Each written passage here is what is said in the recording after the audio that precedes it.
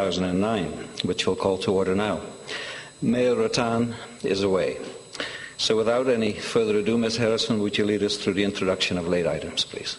Thank you. Excuse me. Thank you, Mr. Chair. We're adding item 6B, delegations pertaining to agenda items. Ms. Kathy Davis and Mr.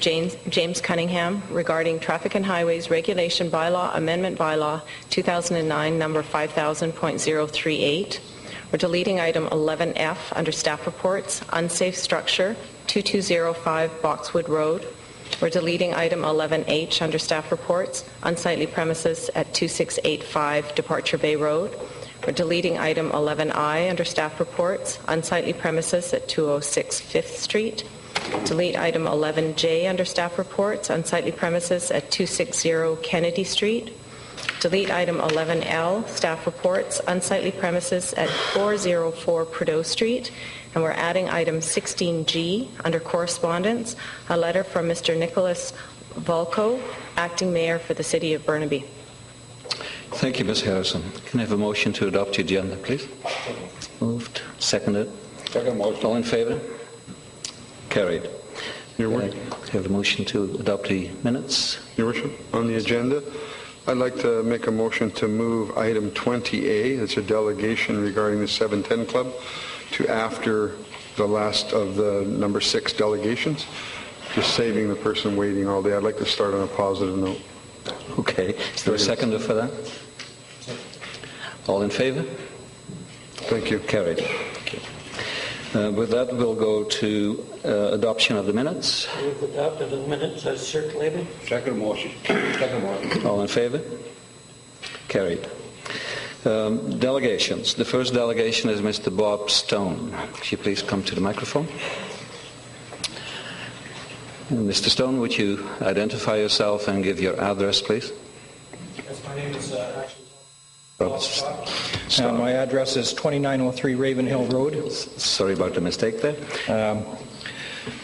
I'd like to thank you, council members and city staff, for the opportunity to be here to speak to you tonight. I'm here as a spokesperson for the Nanaimo Kennel Club, and we're here to request a proclamation from you. Under the umbrella of the Canadian Kennel Club, we're asking that the week of September the 19th to the 26th be declared Our Dog Week, and the day of September the 26th as Our Dog Day. Our Dog is the acronym for Responsible Dog Owners Group, and it's an initiative put forth by the Canadian Kennel Club in order to support local kennel clubs in their efforts to encourage responsible dog ownership in local communities. The Nanaimo Kennel Club is committed to the principles of Our Dog by encouraging responsible dog ownership in our area. We come together as members to support the dog-owning public by educating those owners in the responsibilities of bringing a dog into their home. This commitment brings with it significant responsibility. Prospective owners must first evaluate their own lives, their lifestyles, and then research the attributes of various breeds of dogs and the type of dog in order to determine what dog would best suit their circumstances. They must commit then to a program of socialization and training in order to successfully integrate the dog into their home and into our society. CKC members, Canadian Kennel Club members, in cities and villages all across Canada conduct training and educational programs to assist dog owners in all aspects of dog ownership, from health issues to canine management and training. To this end, the Nanaimo Kennel Club has been operating in Nanaimo for 85 years. Since 1924, we've been a resource to our community and to its citizens. Our 150 members volunteer 20 to several hundred hours each of service to the community. We offer training classes, educational seminars and competitions and tests for both registered and non-registered dogs and their owners. In recent years, the various training classes conducted by Nanaimo Kennel Club, from Canadian Good Neighbor program to obedience and other training classes, have served to educate more than 600 registrants annually. In addition, we have hosted seminars, other events such as tests and trials and educational programs which have served to assist 2,000 people each year. The Canadian Kennel Club was founded in 1988, and it's the registry for purebred dogs in Canada under the Federal Animal Pedigree Act. With nearly 25,000 members and recognizing 700 dog clubs across Canada, they sanction 2,500 canine-related events each year, with individual entries of nearly 300,000. They annually register nearly 75,000 dogs of 174 different breeds. Together, the Nanaimo Kennel Club and the Canadian Kennel Club are committed to furthering of responsible dog ownership. For our part in this program, the Nanaimo Kennel Club, along with its supporters, is presenting the forum, Put a Muzzle on Dog Bite Incidents. We have invited Mr. Bill Bruce, who is the Director of Animal Services and Bylaws for the City of Calgary, Alberta, to present to us the Calgary model, which is probably the most successful animal control program in North America, judging by their statistics. This forum will be held in the auditorium at the Social Centre of Bevan Park on September the 23rd from 7 to 9 p.m. We invite the Mayor and Council and the general public to attend this informative forum. Please come and find out why the traditional knee-jerk reactions do not work and discover a role model that has a proven track record that does work. This is an educational opportunity for everyone, and for the benefit of our communities and all communities nearby, we are hosting this forum free and open to all members of the public, the media, as well as to all bylaw enforcement agencies, and we have extended this invitation to various other communities up and down the island as well. We've also planned a walk of recognition for Our Dog Day to demonstrate the importance of being a responsible dog owner, and that is to be held on September the 26th. In the inaugural year of Our Dog, 26 communities, including Camel River, recognized these efforts by proclaiming Our Dog Day in their communities. We are now asking the City of Nanaimo to join us and support Our Dog with their proclamation, and also join us in our forum and in our walk. The Nanaimo Kennel Club is committed to continue and expand our commitment to the community of Nanaimo in encouraging responsible dog ownership. Thank you. Thank you very much, Mr. Scott. Are there any questions for our guest? In that case, can I have a motion? Receipt of the delegation. Second motion. Thank you. All in favour? Thank you. The next delegation would be Ms. Kathy Davis and Mr. James Cunningham, please.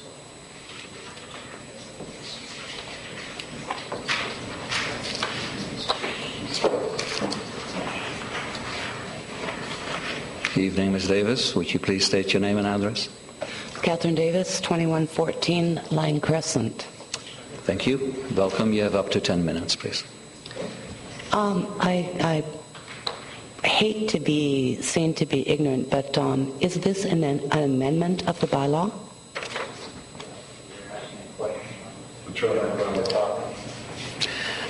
I'm asking a question because, okay, I'll just give my speech. I'm speaking on the bylaw 5000.033, which is being amended.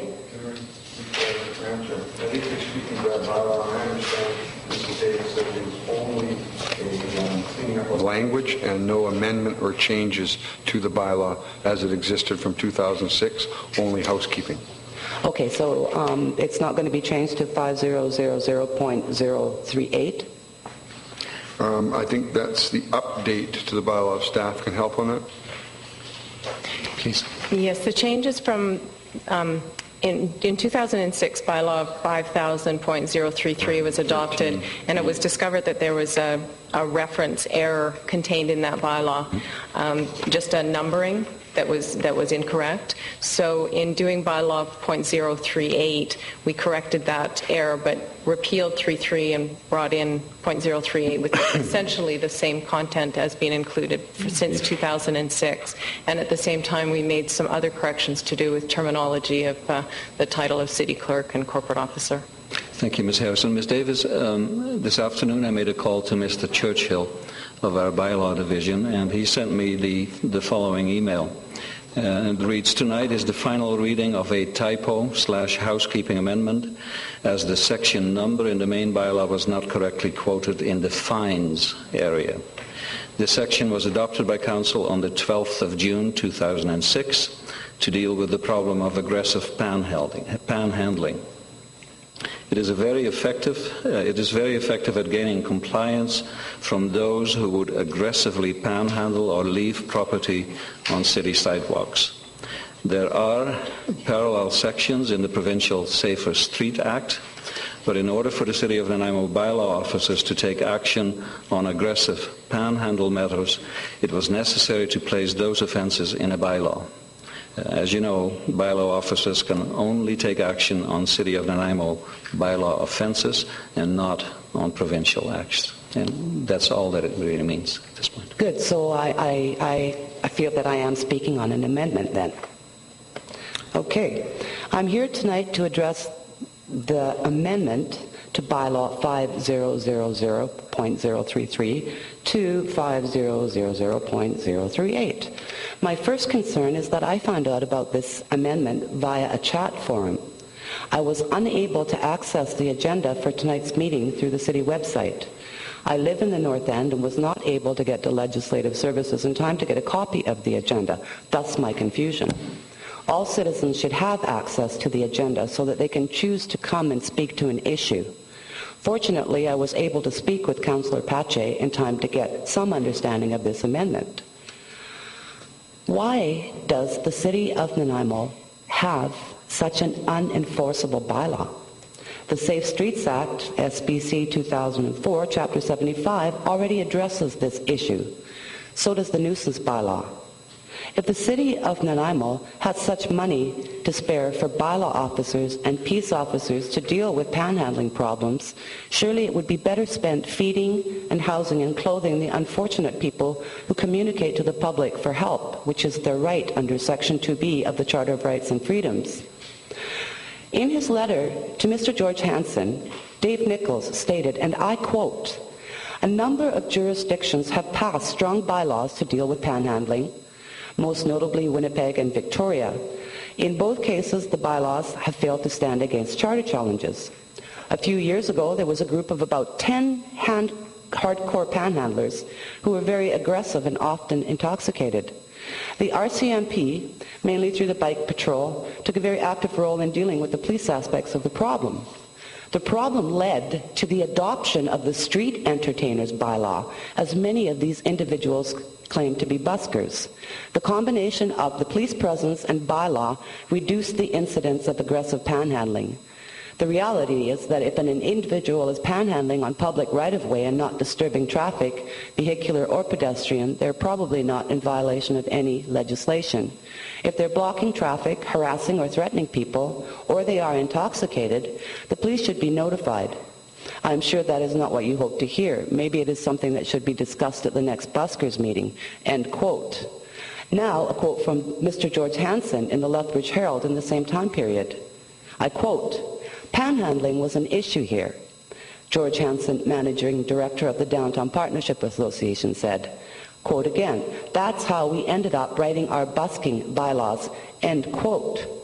So my question is, I'm not having actually seen this bylaw before and being glad that it came up on the agenda, why do you need this panhandling bylaw when a busking bylaw was set up to deal with the same things?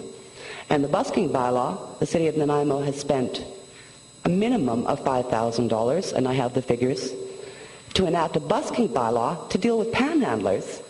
And here we already have another bylaw to deal with something that the province already has a statute for, the Safe Streets Act. You needed an injunction to enforce the street entertainers bylaw, which was actually put in place to deal with buskers at great taxpayers' expense, and here we have another unenforceable bylaw to deal with the poor. Is this bylaw being enforced? Why do we need two bylaws to deal with buskers, panhandlers? And I would ask that everyone on council make sure that they have read the community charter section on bylaws, specifically discrimination, uncertainty, bad faith, and discretion. Because I see no reason for us to be spending so much money on bylaw officers and peace officers to deal with two bylaws that are supposed to deal with the same thing. Thank you. Well, Ms. Davis, all I can say to you is that for the last several months, as you are aware, with the Safe Nanaimo Committee, we are really trying very hard to make a difference between busking on the one hand and panhandlers on the other hand. And I'm sure you agree they are two entirely different things. I appreciate that. And this is part of that. There is... Mr. Chairman, since this is an issue before the courts at the present time, I think we would be advisable not to discuss this any further at this point, because the parties making the presentation have an action before the courts at the present time. All right. Holmes. Thank you for my presentation. I appreciate the time. Okay, thank you, Ms. Davis. Move to receipt of the delegation. Second the motion. All in favor? Carried. The next delegation then will be Mr. Ewan Cameron.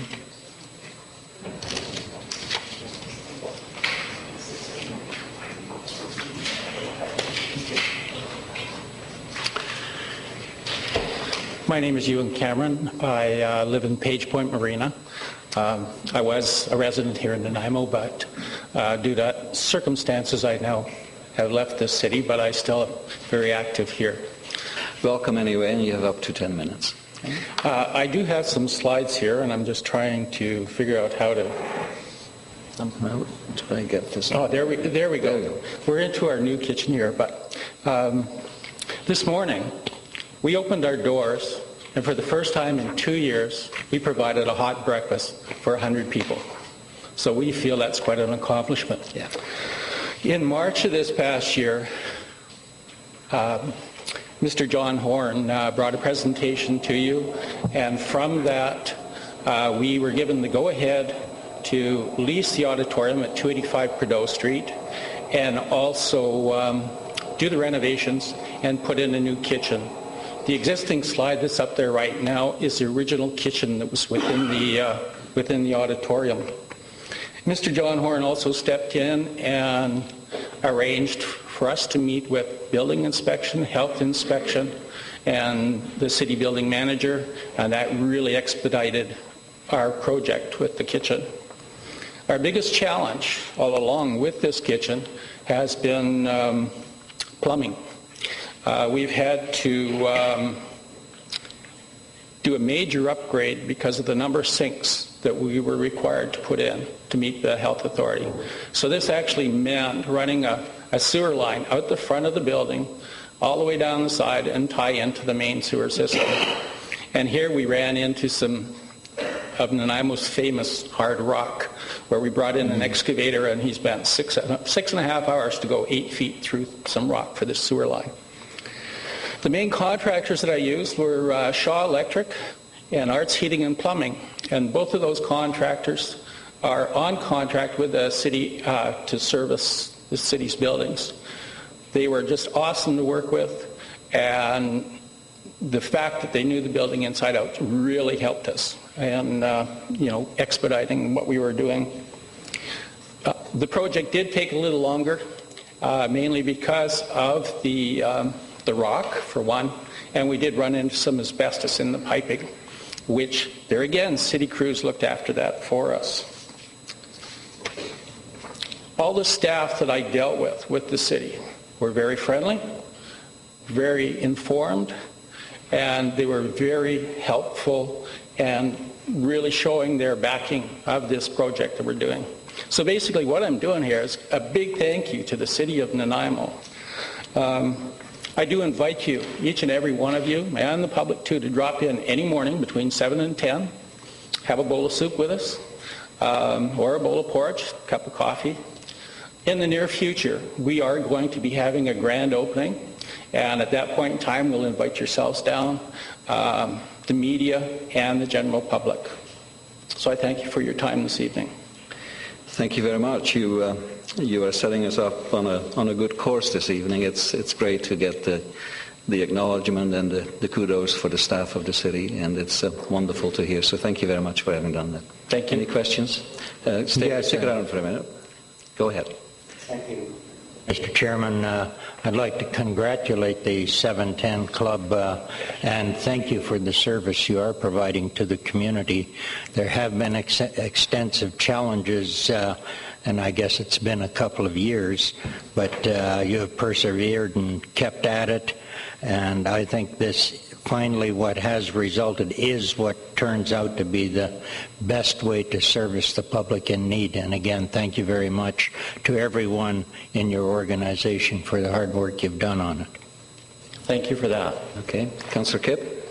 Further to that, with the good work they do, the 710 Club is also offered during extenuating circumstances like emergencies. They've talked about helping out with the feeding of staff and different things for that. So very typical of these type of people.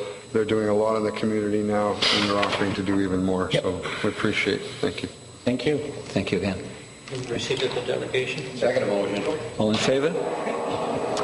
Thank you. That brings us to the Mayor's report. And that is another little bit of good news, and it is kind of wonderful for me to be able to read this to you. We are very pleased to announce online streaming of council meetings. The city's Information Technology Department has established this service that allows the public to view council meetings live on their computer. This is of particular interest to those who do not have Shaw service or who live outside of the Shaw service area. An added feature of this new application is that it lists the major agenda items below the video screen as they are happening, so people can know where they are in the agenda. Following the meeting, the videos are archived so that residents can search not only for agendas and minutes, but for the video as well, wherever that is available. Residents will be able to view the video of an archived meeting and also jump directly to the discussion of the agenda item in which they may be interested. A commercial application that provided similar functionality was quoted to the city at a cost of $2,000 a month. And here we have the city's very own Information Technology Department managing to build the entire application in-house with a total cost of $2,000 in software licenses and an estimated ongoing cost of $15 a month. And that's quite a difference from $2,000. So congratulations, kudos to the IT staff, and those gentlemen are Chris McLucky, Abe Lang, Tom Rutherall, and Jeff Jacob for making this happening and contributing to a more transparent, democratic process. Congratulations to the IT department.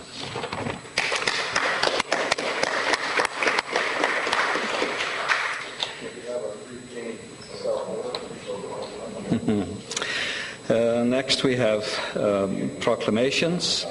I can read those myself if you like. And we start with number A, which is that from September the 19th, 2009 to September the 26th, it will be Our Dog Week in Nanaimo, and that the 26th of September is Our Dog Day in the city of Nanaimo.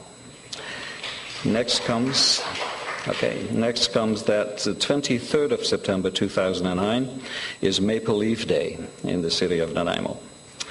Following October the 9th from 12 noon till 1 p.m. will be Power Down Nanaimo Hour in the city of Nanaimo.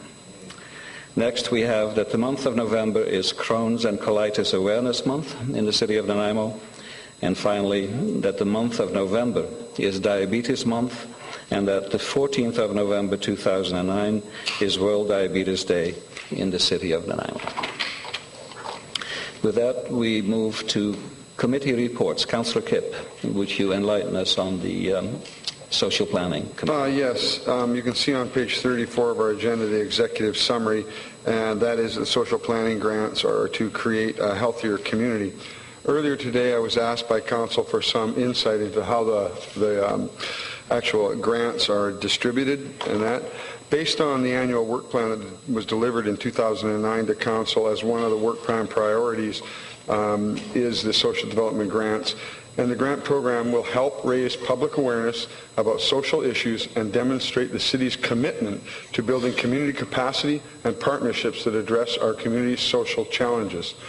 And that is part of the grant application. Previously, the SPAC community grant guidelines were established with having large numbers of volunteers, registered nonprofit societies, a number of eligibility requirements, and the kind of funding was given out as operating grants, emergency funding, capital grants, and the maximum of all funding awarded to any one group would not exceed $10,000. In this round of criteria, we have actually had a request for $32,300 in grants, but we only had $12,500 to award. There was a question earlier why a group like Food Share Society didn't have money. As council remember, within the food groups that are involved in the community, we have done a number of them. 2008, there was a number of projects done by social planning for food security for vulnerable children, the enhanced provision of locally produced food, and services programs offered by nonprofit societies in Nanaimo. And in June, we did change one grant that was for the review of prostitution in the community, and that grant was returned because it wasn't required, and we turned that over to a food program. So that's one of the reasons that Nanaimo Food Share at this round was not awarded any money. And then there was another society that applied, but they're a resident outside of the city of Nanaimo, a phenomenal program, but it resides outside of the community, so they weren't accepted in this one. So I would like to make a motion that we recommend the allocation of the second round of community service grants as noted below. Should I read them out? Please. Central Bankround Crisis Society for purchase of a phone system, $4,500. The Nanaimo Child Development Center for the installation of accessible ramp to connect their portables for a children's program, $1,500. Nanaimo Family Life for Essential Life Skills Program, $2,000. Nanaimo Telephone Visiting Society to maintain their operations, $2,500. Start with Art in Nanaimo, an inclusive art program, for $2,000, and that's the total of the grants for $12,500. Second the recommendation. Okay, that's the question. All in favour? Okay. Opposed? Carried. Thank you. Thank you, Councillor Kidd. Next we go to Development Services, and the first item there is the appointment of a license inspector. Move the recommendation. All in favour? Carried. Next we go to the report of the public hearing held on Thursday, September the 3rd, 2009 for bylaws number 4000.458, 4000.461, 4000.457, 4000.455, and 4000.456. Move the recommendation. Second. All in favour? Carried. Next we have development permit 490 for 210 Caledonia Avenue. It is staff's recommendation that council issue development permit DP 490 at 210 Caledonia Avenue with the following variances. First, a watercourse leaf strip. The required watercourse leaf strip for the Millstone River is 30 meters or 98.4 feet. The proposed watercourse leaf strip is 15 meters or 49.2 feet. A proposed variance of 15 meters or 49.2 feet.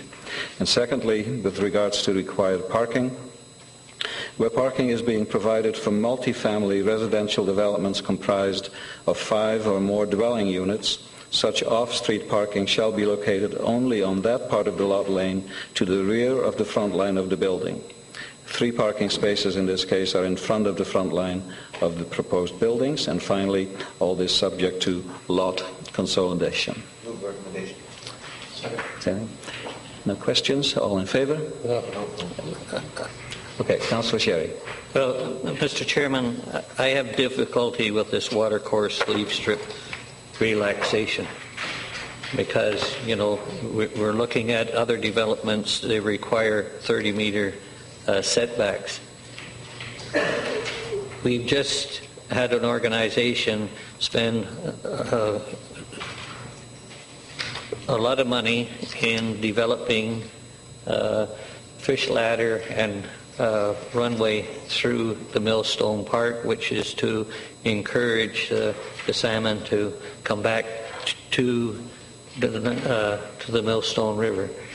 And I just wonder how we balance that off, or how did the Minister of Environment balance that off when you're trying to assist the environment for that indication. And the other thing, as Council's rep on the Heritage Advisory Committee, there is some heritage items within this development that unfortunately were not brought to the attention of the design panel and that, and those are concerns as well. So as I say, I just think we send mixed messages here when in one case we want the wide leaf strip, and where the community spent several $1,000s to encourage the fish. So those are my concerns about these recommendations. Mr. Swaby, have you any comments on that? Your Worship, we certainly share the concern that Councillor Sherry is talking about, in that we're talking about the Department of Fisheries, who have put walkways and the fish ladder in, which is within the setback area, but it's the Ministry of Environment that controls the riparian areas that a lot of times doesn't grant private developers to put the same pathways within the riparian area. But it's important to point out that the relaxation before you is totally the province's jurisdiction. They make the recommendation, and we follow up with the setback to match what they are willing to accept. So in this case, they've reviewed it, they've approved it, we're following up. Councillor Holden? No, that answered my That answered your question. Any further questions? Then we will have a vote. All in favour? Opposed? I count Councillors Bestwick and Sherry and Kipp opposed. The balance of council in favour. The motion carries. Next we go to RA 224 at 1024 Thunderbird Drive, where it is staff's recommendation that council receive the report pertaining to zoning bylaw amendment bylaw 2009, number 4000.463, which is presented under the bylaw section of the agenda, and number 2, direct staff to secure the community contribution and to register a covenant to secure the duplex design. Move the recommendation. Second. Such pleasure. All in favour? Opposed? Carried. Next we go to RA 217, 1910 and 1920 East Wellington Road, where staff recommends that council receive the report pertaining to zoning bylaw amendment bylaw 2009, number 4000.462, which is presented under the bylaw section of the agenda, and as well direct staff to secure the community contribution. The staff recommendation. Second motion. All in favour? Opposed? Carried. Next, we go to unsafe structures. Unsafe structure at 5791 Hammond Bay Road. It's requested that council hear anyone wishing to speak with respect to the unsafe structure at 5791 Hammond Bay Road, where it's staff's recommendation that council by resolution pursuant to sections 72, 73 and 74 of the Community Charter direct the owner of 5791 Hammond Bay Road to demolish the house and remove the wood, propane tank, appliances and miscellaneous debris within 30 days, and that any cost incurred by the municipality be recovered pursuant to section 17 of the Community Charter. Is there anyone present who wishes to speak to the matter of 5791 Hammond Bay Road? That is you? Okay, would you please come to the podium? And could you state your name and address, please? My name is Mark. I live at 4830 Nay Drive in Nanaimo. Thank you. I am the registered owner of that property. I have been working for the last couple of years with the city to develop that property. Originally, we had a plan that I was working with Gary Noble on to do a strata development. That didn't work, so we had to change to a standard free lease title hold property. So I submitted a preliminary layout acceptance application in May, and I'm waiting for that to come back before we can proceed with our development there. I agree the property needs to be destroyed and needs to come down. The issue is a matter of timing. I understand that originally the complaint came from some neighbors that the structure was unsafe and they were concerned for kids in the neighborhood. I visited the property, and there was a fire that occurred at the property, and the fire department had put OSB over the doors and windows and secured it on, and one of the openings had fallen off, and so there were some concerns there. I've since repaired that and put that back on there, and I'm going by there every week now, making sure that the place is secure so that there's no threats for children or small animals. So I'm looking after that. I would like to suggest that my PLA is imminent. It should be out any day. I have an agreement with the contractor to develop the property that includes the demolition of the house. If the city goes ahead with this, I'll incur additional costs and have to pay the city, and potentially more than my contractor would charge me. So if the city can wait till the PLA is issued, I will request a demolition permit in the next week or two. I think that the PLA is going to be out fairly soon. It's been several months, and that's what the city's telling me. If we could wait. Is there any questions to the delegation? Councillor Bestwick. Thank you, Mr. Chair. So you would agree that the building needs to be removed? Yeah, it suffered a fire in October of last year. It's not livable conditions? No. And that whether you go by on a weekly basis to ensure that it's closed up is not ensuring that it's necessarily safe or not vulnerable to be a haven for some other type of potential injury or property damage or otherwise. And it is quite unsightly. So when you suggest that you're going to remove it in any event, there's no possibility for you to speak to your developer and have it done, move it up, like move that portion? I talked to him last week, and he said he's a month away from being able to proceed with the work. Depending on how that goes, it may be 2 weeks, it may be 6 weeks, but he says he's a month out. So just, if I may, Mr. Chairman, just a question to staff. How long is the delegation being given to remove this structure? Your Worship, there's 30 days that they're given to comply with Council's order should you pass it. It's important to recognize, though, that the applicant is still waiting for a PLA approval, which is just the preliminary lot approval. He then has to go through a DSA approval, which is the actual design work, which can take another month or two, and then the contractor would be on site to start work. So it's quite a lengthy time, given that we don't even have the PLA listed or issued yet. Thank you. Okay, Councillor Sherry. Through you, Mr. Chairman, when I look at the slides and look at the pictures, there's quite a mess outside the building.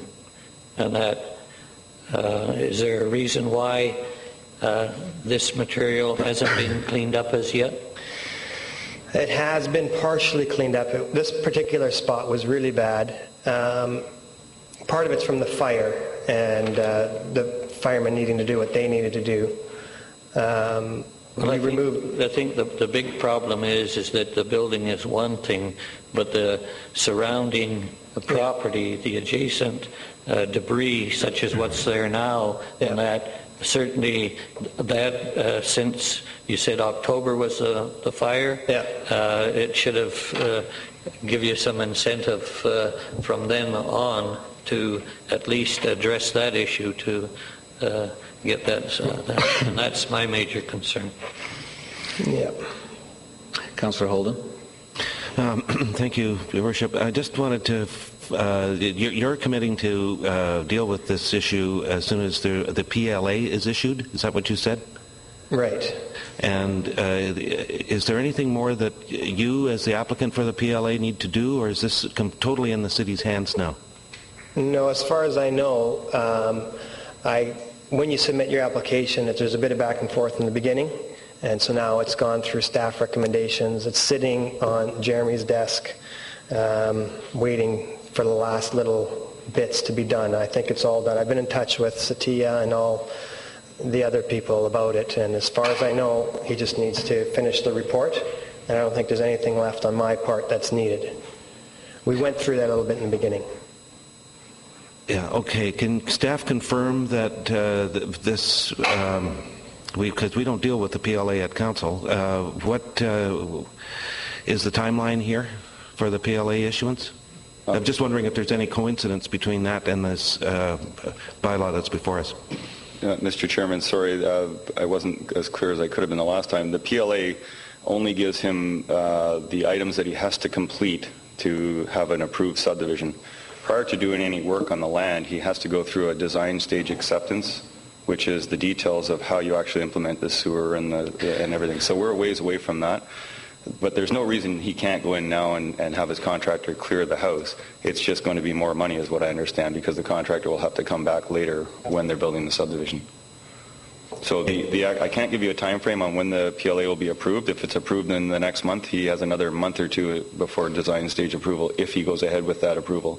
Many people don't in these economic times. Okay, how long has the property been in this condition? Your Worship, I believe it's 11 months. Okay, I'm sorry. I think it should have been dealt with now as an unsightly issue, and the PLA really has nothing to do with it. Any further questions? I will call the questions. All in Move receipt of the delegation. Second one. All in favour? Carried. Move the staff recommendation. That's all we need to do. Yeah. All in favour? Carried. Thank you. We go to unsightly premises at 1625 Northfield Road, where it also is requested that Council hear anyone wishing to speak with respect to unsightly premises at 1625 Northfield Road. Staff's recommendation that Council, pursuant to Property Maintenance Bylaw 1990, number 3704, and amendments thereto, direct the owners of 1625 Northfield Road to remove garbage bags, old bags of cement, fabric-covered shelter, a couch, insulation, and other miscellaneous debris from the premises within 14 days, or the work will be undertaken by the city's agents at the owner's cost. Is there anyone present who wishes to speak to the matter of 1625 Northfield Road? See none. Move the staff recommendation. All in favour? Vote carried. We go to unresolved building deficiencies. Notice on title, section 57, for 2276 and 2278 Rosstown Road, where it is requested that Council hear anyone wishing to speak with respect to unresolved building deficiencies / bylaw contravention notices for 2276, 2278 Rosstown Road. It's staff's recommendation that Council by resolution instruct the Director of Legislative Services to file a bylaw contravention notice respecting 2276, 2278 Rosstown Road, illegal construction / alterations to include additional dwelling units at the land title and Survey Authority of British Columbia under Section 57 of the Community Charter. It seems that there is someone who wishes to speak to that. Could you identify yourself and give your address as well, please, and your connection to the property? Thanks for allowing me time to speak. Get a bit closer to the mic, please. I'm Mark Spees of Unit 204-13939 Laurel Drive in Surrey, BC. Thank you. And I'm the owner of the property on Rosstown Road. Okay. Go ahead. And my name is Anne Lilac, and I live at Unit 10-9255, 122nd Street in Surrey, British Columbia, and I'm Mark's mother. That's the connection. Okay. Go ahead. Okay.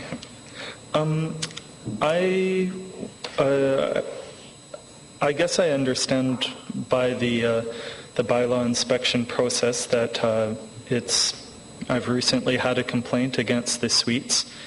From my understanding, there has been 4 suites in this building for 20 plus years.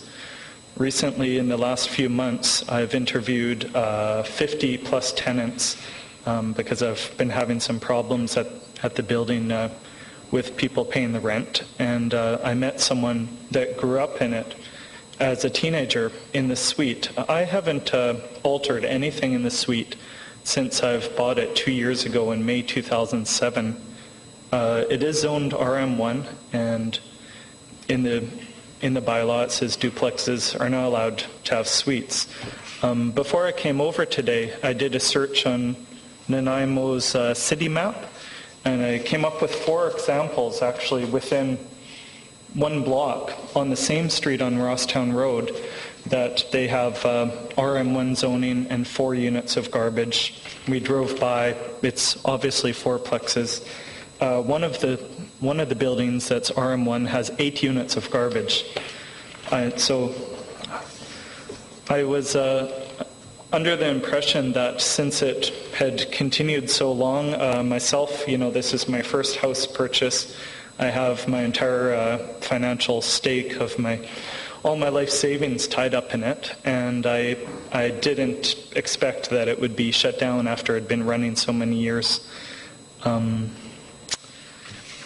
What had happened was there was one disgruntled tenant of mine in there who is making up stories about various things. He calls the police every time I come by to come up with a new story.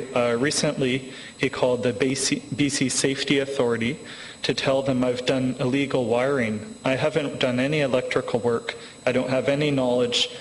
I had the inspector call me to let me know that someone, my tenant had called. He went in and said, your tenant is more or less a nutcase, and I have no concerns. This is the same tenant that's made a complaint to the city about this, my own tenant, and as a result, he has to get kicked out. I'm dealing with, a lot of stress in the building, and I wasn't expecting to have an order to have the suite shut down.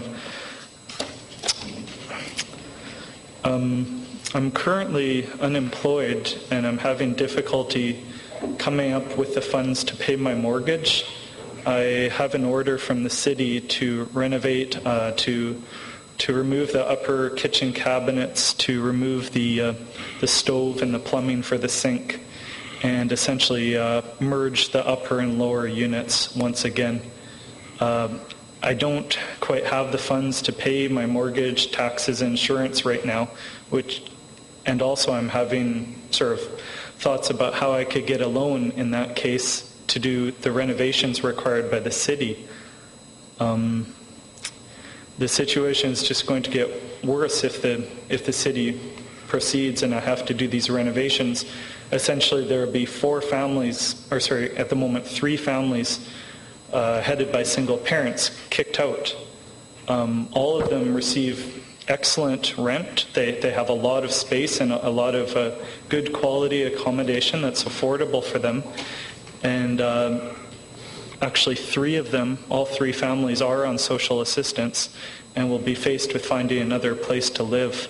The one family head that did complain to the city, he was homeless and he was on the streets of Nanaimo in the past. He's been stabbed, arrested a lot, and he will be coming up in the RCMP, situations time and time again, I believe, once he's evicted. Just a few weeks before the city did the inspection, I signed 1-year leases with 2 tenants for upper and lower on one side of the building. The lower tenant is a single mom who was moving from Tofino, and her mom was actually going to move with her. She just had a baby 1 week ago, so she's faced with eviction too at the end of this month.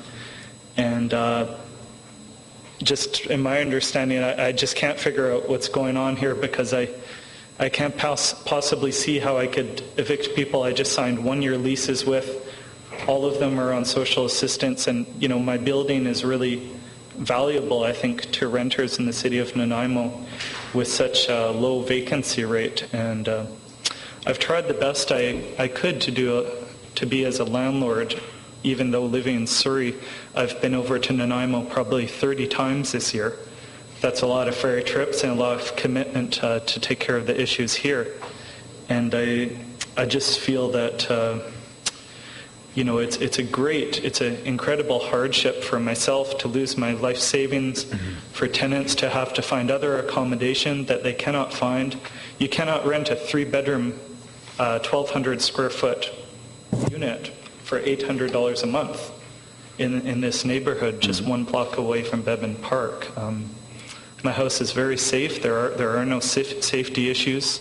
The grass might get cut twice a month rather than 4 times a month. I'd say that's probably the worst problem in the neighborhood there. And finally, as a last resort, I guess I'd like to, if council declines my request, to ask for more time so I could find somebody such as my stepfather who has a bit of understanding about other renovation work. He's retiring in the new year of 2010.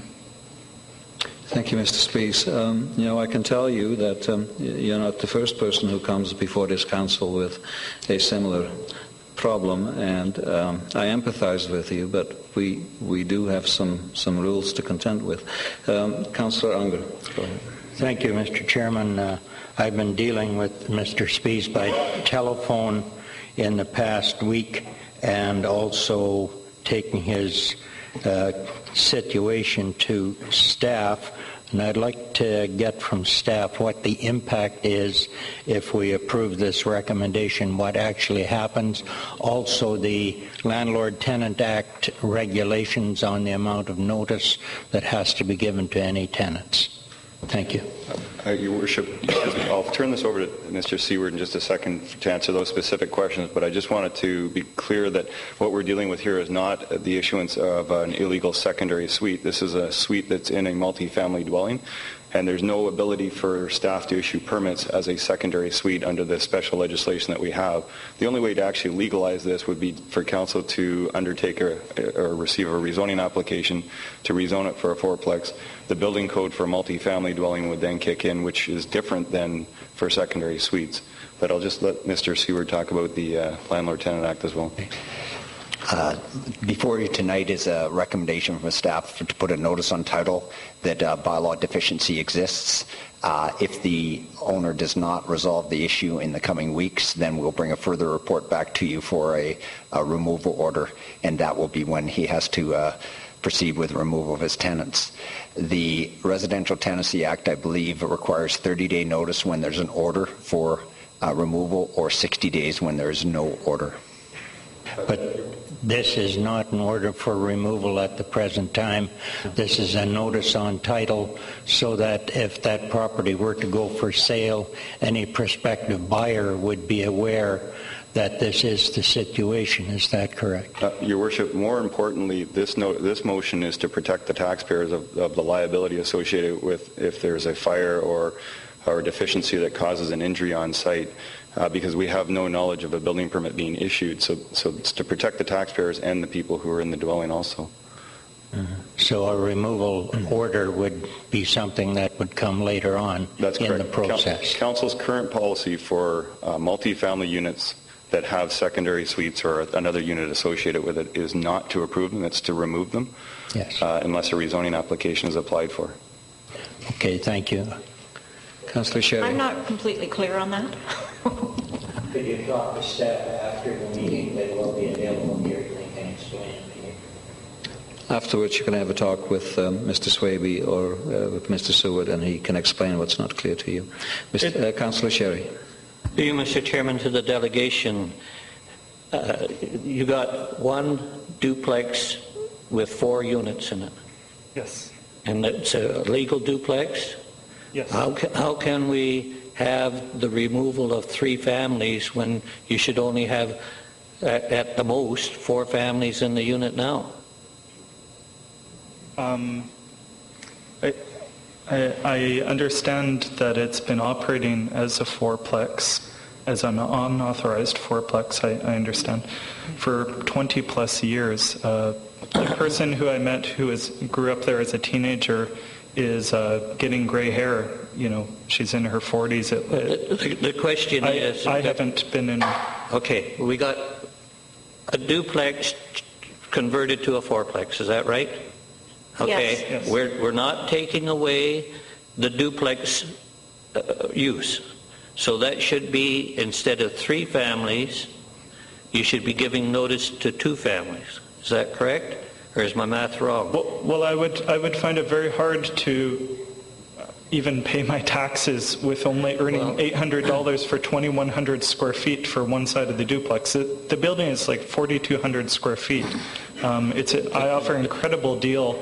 Well, the question is how many families live in the building? For 4. 3 currently, 1 unit is empty. Okay, so there's at the most there's 4. So you're given what we're asking you. We're putting notice on title. You're going to have to decide of the 3 or the 4, which 2 you would like to keep and which 2 that you're going to have to give notice to. Any of those 3 families, all of them are in social assistance. They all have small incomes. They can't afford to pay a rent for half a duplex, so I'll have to evict all 3 of them. That's not within the purview of what we're dealing here with, okay? When you phoned me the other day or last week sometime, okay, I said to you that there could be safety issues. I don't know if staff have gone in to check to see if there's safety issues. And I also suggested to you that you make an application for a rezoning. Now, have you taken any steps in making an application to the City Hall for a rezoning for a 4-plex, or are you just adamant that you want the duplex to be changed into a 4-plex and leave everything alone? Currently, I'm not able to afford. I mean, the estimated cost to convert to a 4-plex with sprinkler systems and the modern building code that exists today, I don't think I can afford that.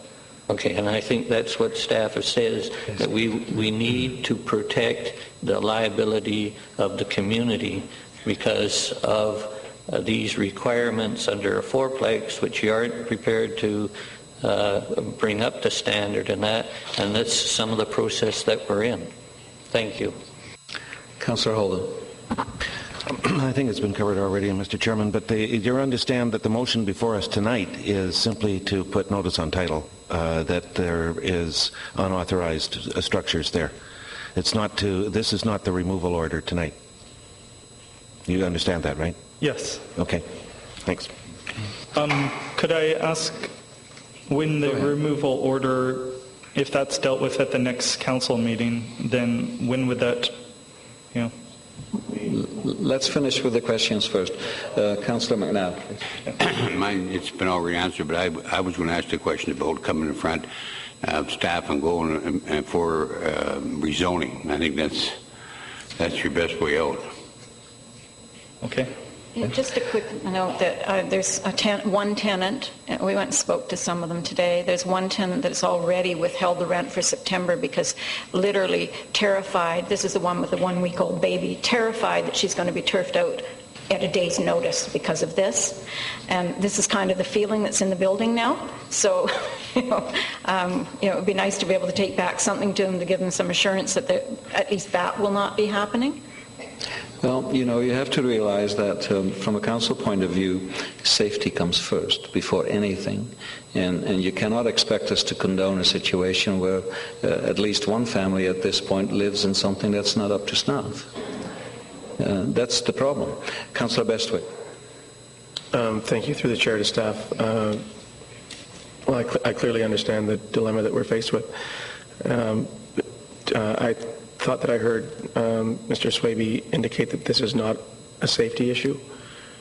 This is, by putting notice on title, protecting the citizens and the city from liability.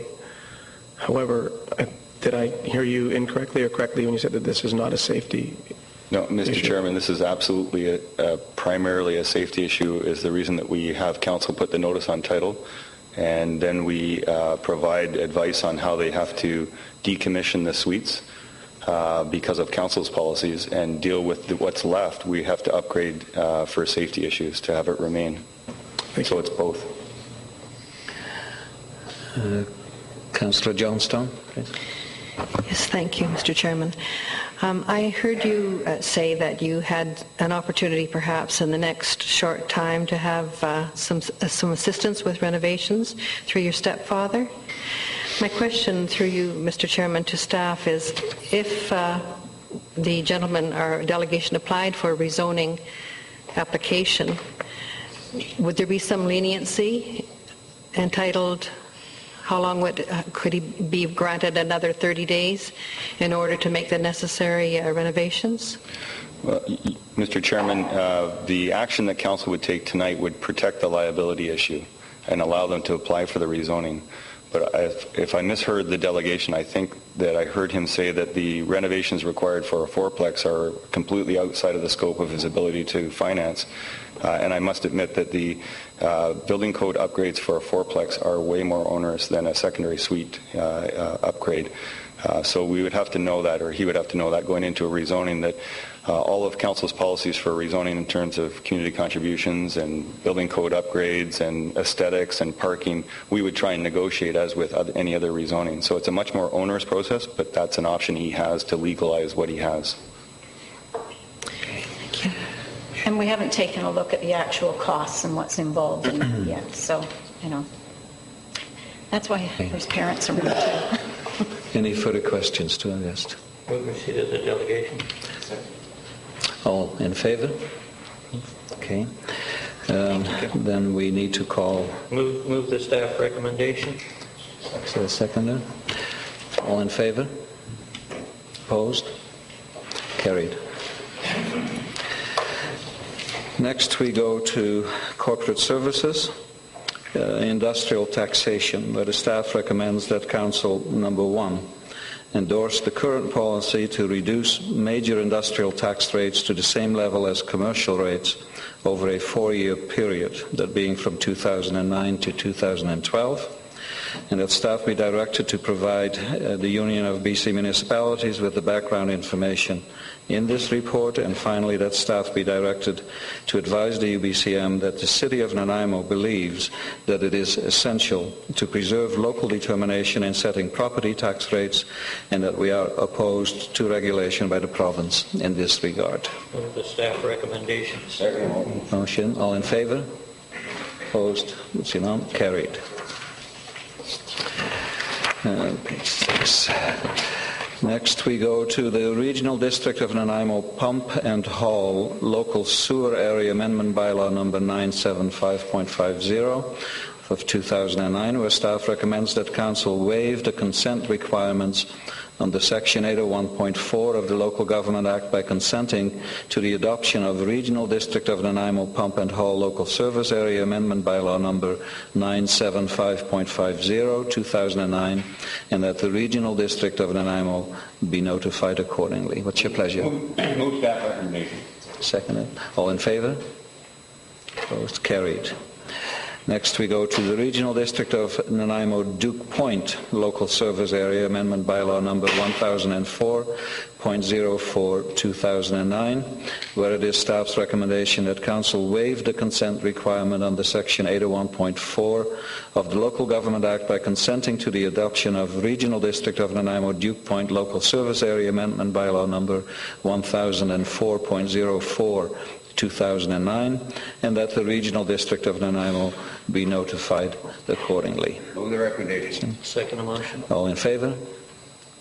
Carried. Community services. Renovation for fire administration at 580 Fitzwilliam Street.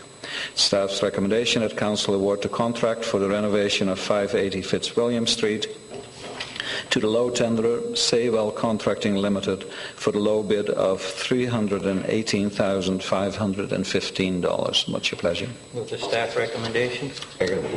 All in favor? Councillor Bestwick, sorry. It's already been voted on, but just a question to staff. Is this the only renovation cost anticipated for this intended purpose? Mr. Chairman, as far as I know, this is covering the renovation costs specifically to upgrade the office space. In terms of the structure of the building and any other issues, that may come later. I'm not aware of whether that's underway or not. We can report back to council on that. Question to staff. Now, we voted on this before Councillor Bestwick had a chance to speak. Do we need to vote again? Your Worship, Mr. Chairman, this contract is specific to the terms of the contract, and it's perfectly okay to proceed with it. If I understand Councillor Bestwick's question, other work that's outside of the scope would have to be re-tendered if we ever pursued it. Okay, so we just carry on then. Okay. Receipt of the information only items. Second motion. Sure. All in favour? Carried. Okay, on one of those. Okay. Reconsideration of bylaws. Are there any? Are there any information? I'm sorry? Questions? Are there any information items that council may wish to deal with individually? They would have put the thing on them. I'm sure everybody heard that. Do we need to deal with them individually? Councillor Holden. Okay, thank you, Mr. Chairman. I just wanted to compliment staff on the item 12C, the Breckenhill Hill Neighborhood Traffic Calming report. It appears to be the result of close consultation with the neighborhood association there, and the results should improve the traffic situation in that area for the benefit of the residents, and it's just a good model to see operating in the city, and I hope other neighborhoods take advantage of that. Thank you. Thank you, Councillor Holden. That's all we need to do there, right? Yes. Thank you. Reconsideration of bylaws. Councillor Unger, if you want to do the honours for us, please. Thank you, Mr. Chairman. I move that zoning bylaw amendment bylaw 2009 number 4000.455 ZA1-11 to rezone a walkway portion and an area east of the parking lot of Westwood Lake Park to PRC 1. That 5291 Entwistle Drive, Entwistle Park to PRC 1. 5373 Fillinger Crescent, Springfield Place and Entwistle Parks to PRC 1, and 2043 Healy Road to PRC 2, pass third reading. Second motion.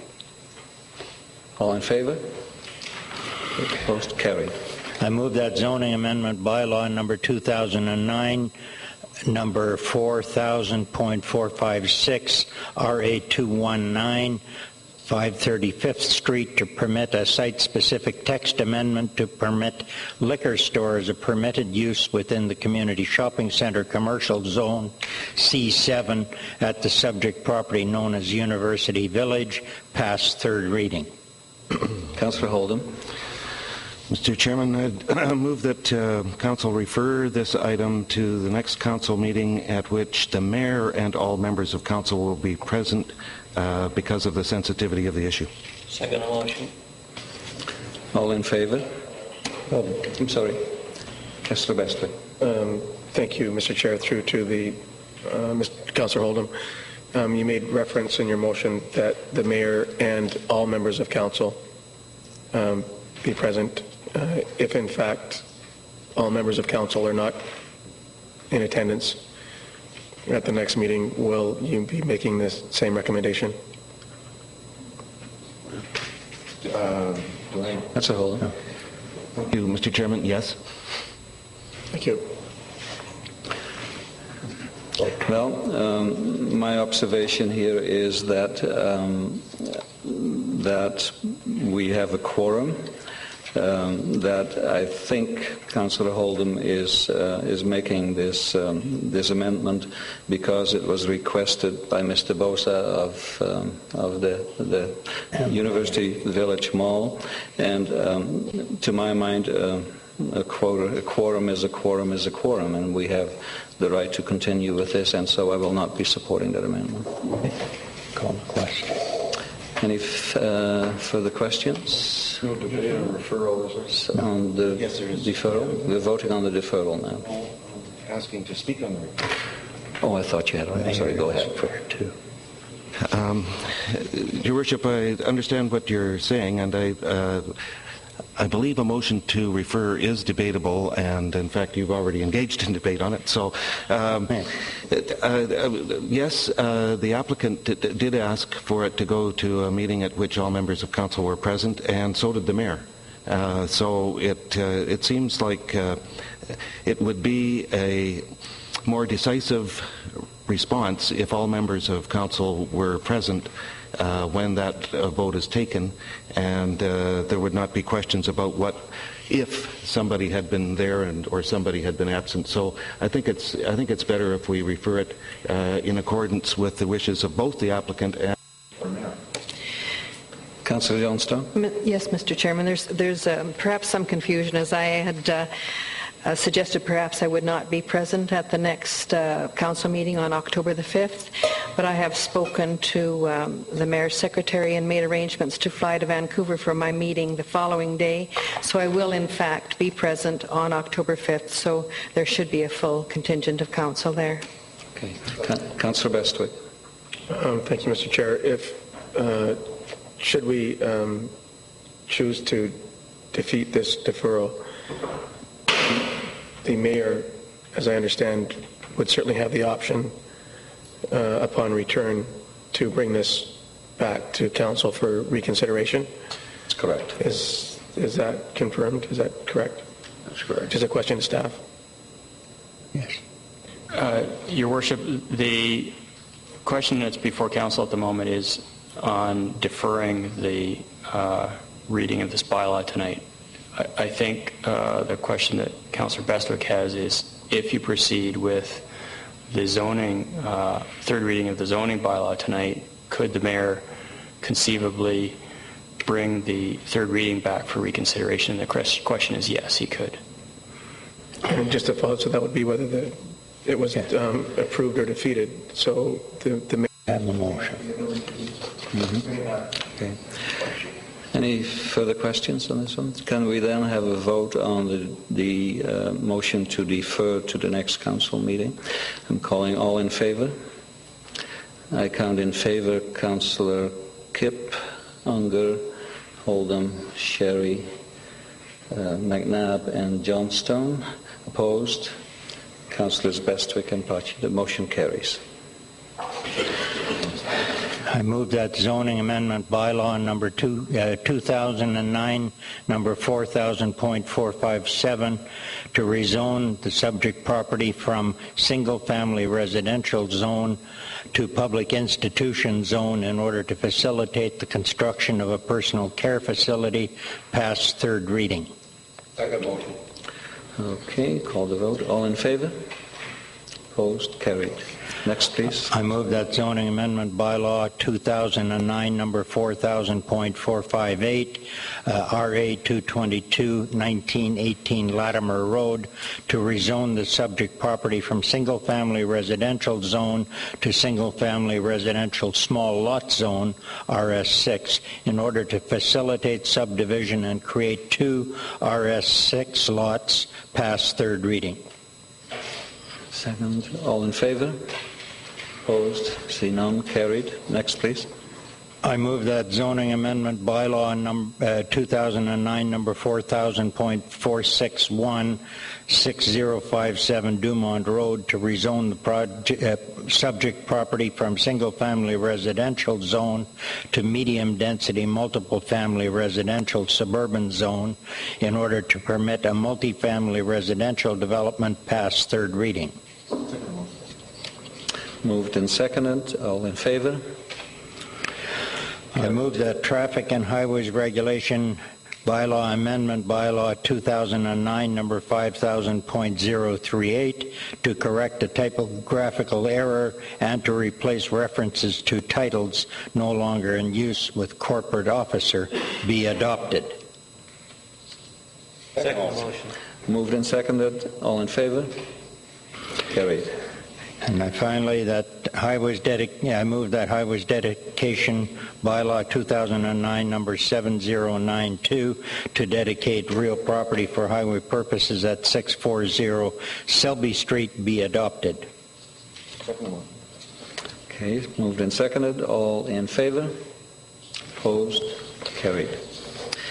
Councillor Unger, would you continue, please, with introduction of development bylaws? Thank you.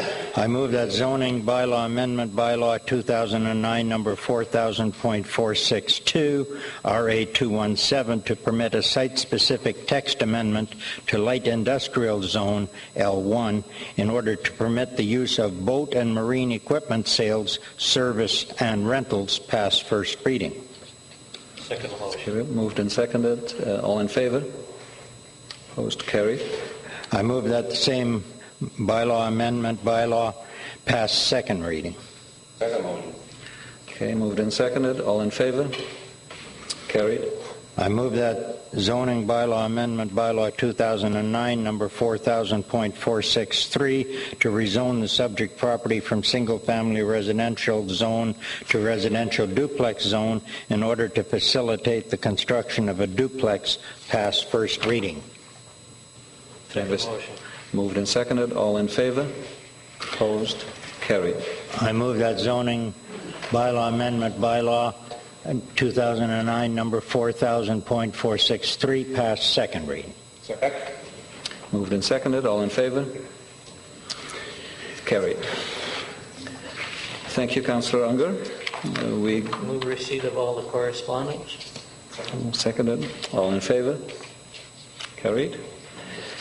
Any items to be dealt with? Are there any other items? Items out of those. Out of the correspondence that one needs to deal with? See none? Okay, thank you. Okay. Any other business?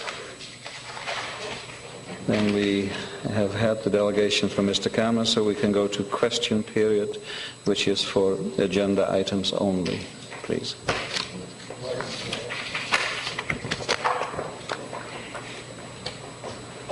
Good evening, Acting Mayor and Council. My name is James Cunningham. I live at 227 Prideaux Street. Thank you. And I do have a couple of questions for you, and I'm sorry to do this, but I'm bringing you back to the bylaw 5000.033. I just got a copy of it today. I've never seen it before, and I got it from Legislative Services. And so that you understand what my questions are about, I'd like to take you to Section 2.1 of that particular bylaw and paragraph 8 under solicit. Solicit, according to this particular bylaw, means without consideration to ask for money, donations, goods, or other things of value, whether by spoken, written, printed word, or bodily gesture, for oneself or for any other person, and solicitation has a corresponding meaning, but does not include soliciting for charity by a registered charity. So my two questions are very simple. First of all, I need to know if you can clarify for me what the words corresponding meaning are, or maybe through staff. I need to know what the words corresponding meaning are in this bylaw. Let's do that first. Mr. Howard, can you respond to that, or Mr. Holmes? Your Worship, I believe that the intent of the definition of solicitation is that it corresponds to the definition of solicit. So they're intending that solicitation mean the same as solicit. That's my interpretation. Okay. Okay, my next question is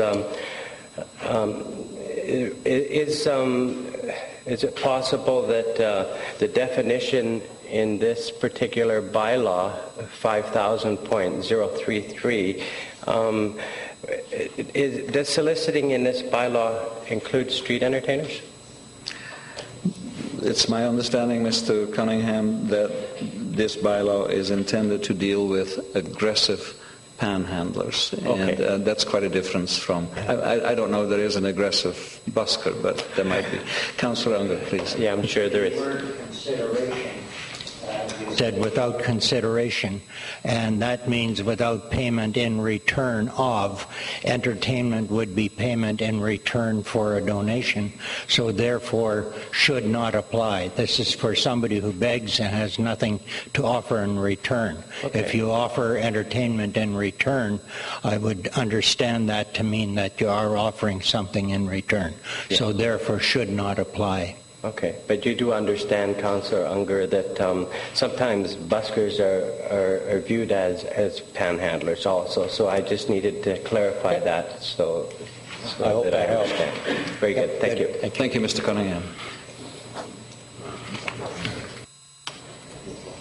Catherine Davis, 2114 Line Crescent. I would like to direct through staff as to whether or not this issue is before court. And if it is, I have never been before court to do with the City of Nanaimo, and I resent, Mr. Unger, you're saying that I have been before the courts and thus cannot speak to my counsel. An individual who is before the courts against counsel, the City of Nanaimo, is not allowed to speak before counsel. I am not and never have been before the courts. Ms. Davis, I am of, and someone can correct me if I'm wrong, but I'm under the understanding that the item that's before the court had to deal with one individual, but also apply to everyone who had knowledge of it. So I don't think that Councillor Unger was out of line in suggesting that we had to be very careful with this, but I'll defer to Mr. Holmes on this. Okay, just as a clarification to the public, this court case with Cunningham versus the City of Nanaimo was dropped by the city in June of 2004, and I have a letter here from my lawyer, Douglas Christie, who says that it is not right now before the courts. So I really would appreciate an apology, Mr. Unger, because this item is not, as of today, before the courts. Ms. Davis, let's listen to Mr. Holmes. Your Worship, from what I recollect Councillor Unger saying, he didn't say that she couldn't and didn't have access to counsel. In fact, as evidence from her standing here, she does have access to counsel. I believe what Councillor Unger said is that with an item that we'd be getting legal advice on, or before the courts, that counsel was not well advised to respond. Okay. And I'm of the same understanding. I think Councillor Unger was forewarning me more than anything else. That was the intent. All right, I just want to make it clear to the public that I am not before the courts with the City of Nanaimo and never have been. And actually, I was speaking to the bylaw 5000.38. Okay, by virtue of the fact that you are able to say this in front of this council, the whole world knows that you're not in front of the court. So let's just leave it at that. Okay? Thanks very much. Anyone else?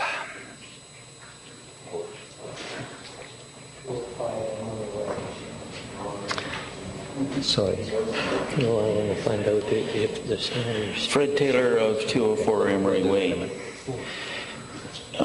In dealing with development on Caledonia Avenue, I notice one of the requirements is at the 15-meter edge, a post and rail fence. Is that the full length of the 15-meter setback? If I could ask. Okay, Mr. Swaby, can you respond to that? I'm sorry, Your Worship, I didn't hear the question. You missed the question. Mr. Taylor, would you mind repeating it? On page 68, it says right at the bottom, a 15-meter edge will be with a post and rail fence. And the question, sorry, was whether it's going to be installed? The full length of the... I would have to check, but typically it's to demark the setback from the development property, which would include the full length of the habitable space. So we would use some discretion to ensure that it's trying to separate the people who are going to live on the property from the riparian area. So there is some discretion on whether it's worthwhile to put it in some areas of the property, and we'd be on site to deal with that. In my opinion, by looking at the map, Mr. Chairman, this 15-meter setback is only within a third of their property in length, and the rest is on Crown land. How can you order anyone to do anything on Crown land or make any agreement? To me, if you're making any agreement for a fence, it would have to be on their own property, not on Crown land. Okay. Can we ask Mr. Swaby to check that out for us and get back to Mr. Taylor at some point? Your Worship, at the end of the day, it's, as I said, to separate the development from the riparian area. Well, then their fence would be on their own property when the 15 meter is way down in the Crown land area. Yeah. Okay. What else, Mr. Taylor? My last question is, in hearing quite a bit of discussion about 30 days on a Departure Bay house for removal, or Hammond Bay, sorry. Who, on behalf of the city, sees that 30 days is adhered to? Because I can distinctly remember very newsworthy actions on Pine Street against an elderly fellow and dump trucks and everything and removing his goods when he didn't do it within a certain day. And the same on 7th Street. And the reason I'm asking that is, who is controlling this 30-day demand, which in my opinion is a joke. Because I've taken from October the 16th, 2006 to May the 20th, 2007, 2.5 years ago. 30-day demands on 10 removals. One took 2.5 months, 7.5 months, 30 months, 4.5 months, 11 months, 27 months, 2 months, 30 months is ongoing with the report in the file. We'll see the person next year, 2010. So your 30-day is a joke. Okay, Mr. Taylor, let me ask... you see the results. Let me ask Mr. Swaby to respond to that, because that seems... Your Worship, Mr. Taylor's no doubt correct that various properties take longer than we had anticipated, and we certainly work to gain compliance from the applicants rather than going through the court system, which is very costly. So he's absolutely right that some take longer than others. That's a fairly, Mr. Taylor, excuse me for a minute. That's a fairly long list that Mr. Taylor just read off there about. Your Worship, keep in mind there's 10,000 illegal suites that we're working through. The list is huge. Thank you. Anything else, Mr. Taylor? My point is your 30 days is not very well, and I found some of these were on the shelf, no action, out of only 10. Point well taken. Councillor Kipp? You're concerned with consistency. Yes, in fairness to everybody. Where are you going to be in 30 days? Just kidding. We will check it out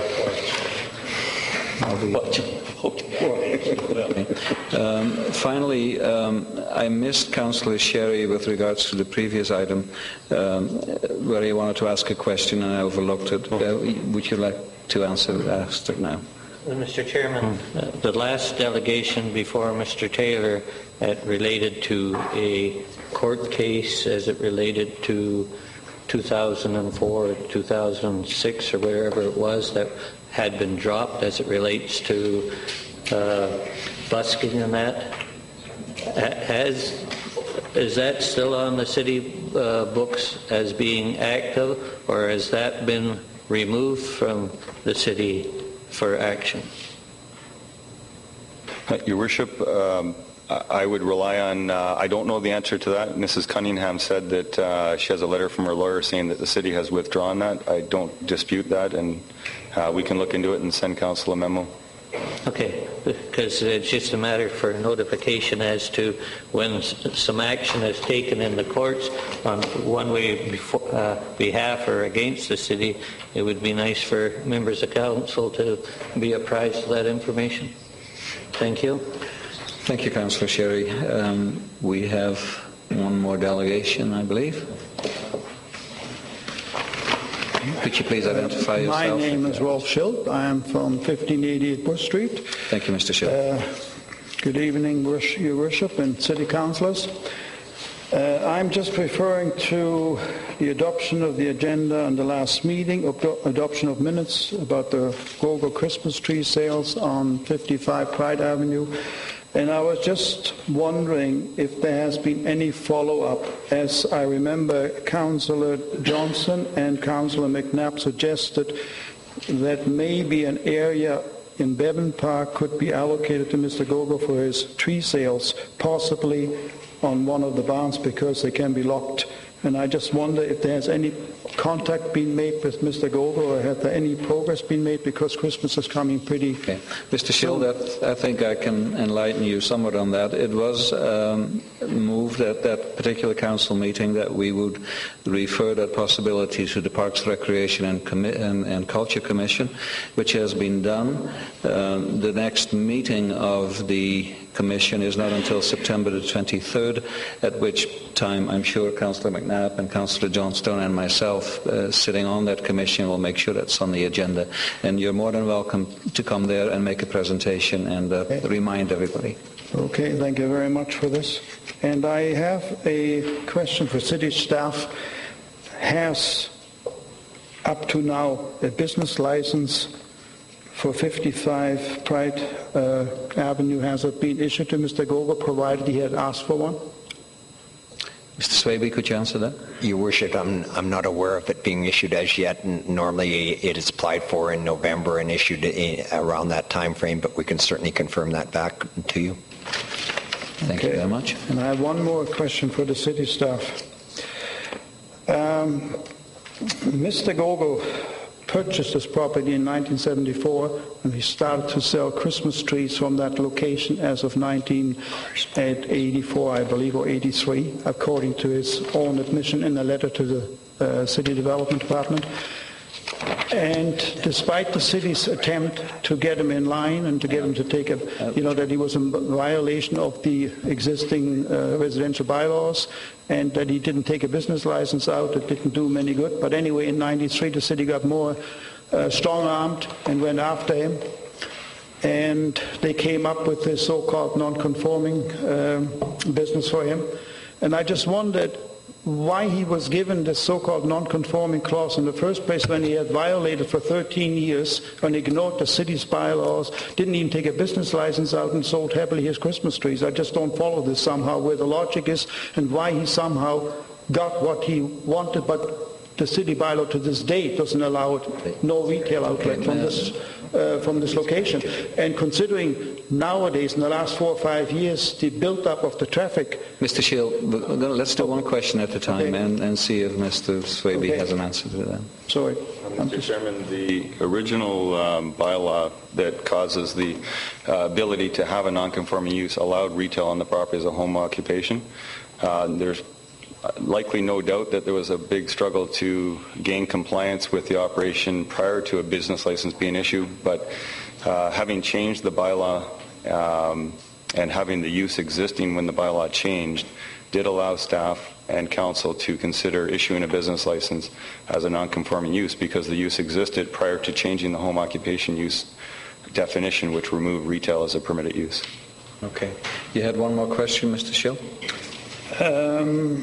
No, not at this point. No. Okay. I will be attending the Park Board meeting. Okay. Thank you. We'll see you on the 23rd at the Parks Commission, I'm sure. Thank you. Okay. Any further people for question period? Okay. And then we'll do Councillor Unger. Gord Fuller, 604 Nichols Street. When the city implemented their own sort of safe streets bylaw, I always had concerns about it, and I'm wondering if all of council have actually read that bylaw, because sections of it would imply that anyone who panhandles is actually panhandling aggressively. If you read, sitting or lying in a public space, highway or sidewalk, in a manner that impedes or obstructs traffic or pedestrians while panhandling. So Fuller, essentially anybody. I would venture to say that there is quite a difference between panhandling and panhandling aggressively. Well, I agree, and no one wants aggressive panhandling, and that's threatening and constantly hassling people and getting in their face. No one wants that. But if you look at the way the bylaw is written, this bylaw would include sitting or lying on a public place. So if someone is sitting down with a hat in front of them, they could. But it goes on to say obstructing the flow of traffic. So you have to mention that as well. That's the whole exactly, point. But anybody sitting on a sidewalk is technically obstructing traffic. The other question I have is, how many people have actually been charged for aggressive panhandling since this bylaw came through? Mr. Holmes? Your Worship, I don't believe any have been directly ticketed.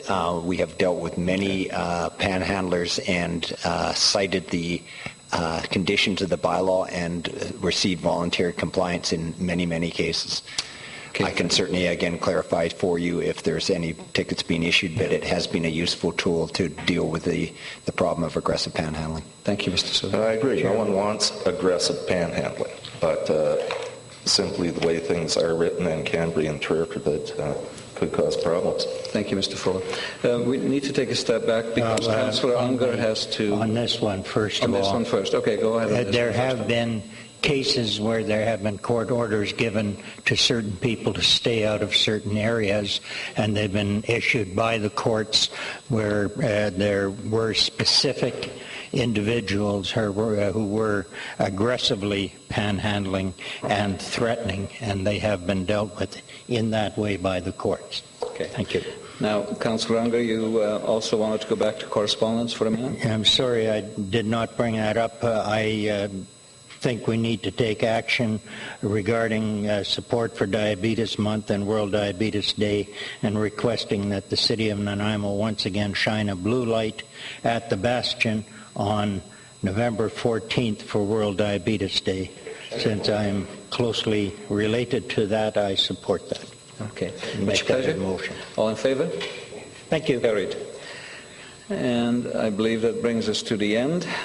So I Congratulations. Thank all of you for your presence and for working toward the business of your city. We stand adjourned. Good night.